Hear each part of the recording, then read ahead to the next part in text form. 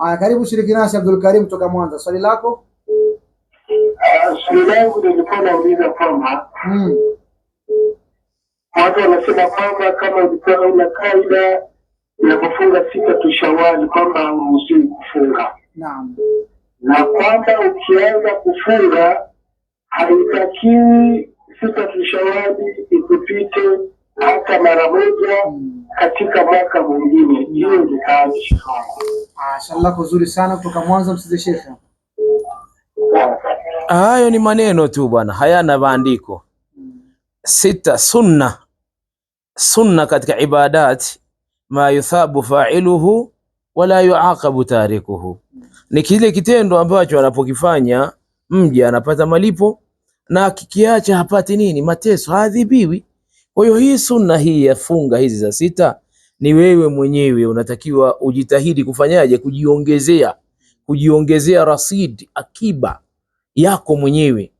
Unaona bwana, tunaposema sita, tukisema Jumatatu na Alhamisi au ila dhalik, lakini kufanya sita kwamba ni kitu ukikianza kama huna ada usifunge, yani unaacha tu, na kama ukiingia hauruhusiwi mpaka siku unaondoka. Hapana, si sahihi.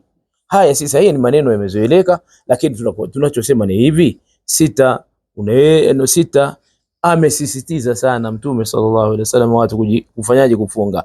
Na faida yake kubwa ni kwamba Rasulullah sallallahu alaihi wasallam aliposema hivi, man sama Ramadhan thumma atba'ahu sita min Shawwal kana kasiyami dahr, alifunga mwezi wa Ramadhani kisha akafuatisha siku sita ni kama amefunga mwaka mzima.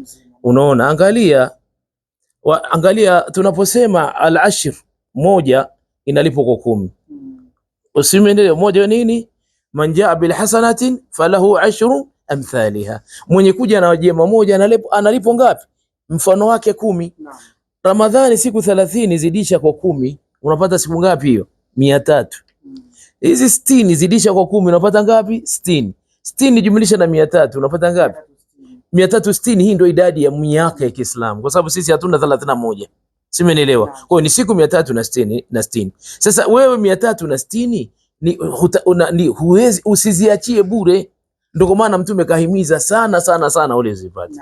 Yaani yule ambaye hakufanikiwa kufunga hana nini? Hana madhambi. Na yule aliyekuja mwaka huu alifunga, mwaka ujao unaofuatia hakufunga, wala la shay, aliyefunga ana malipo makubwa zaidi.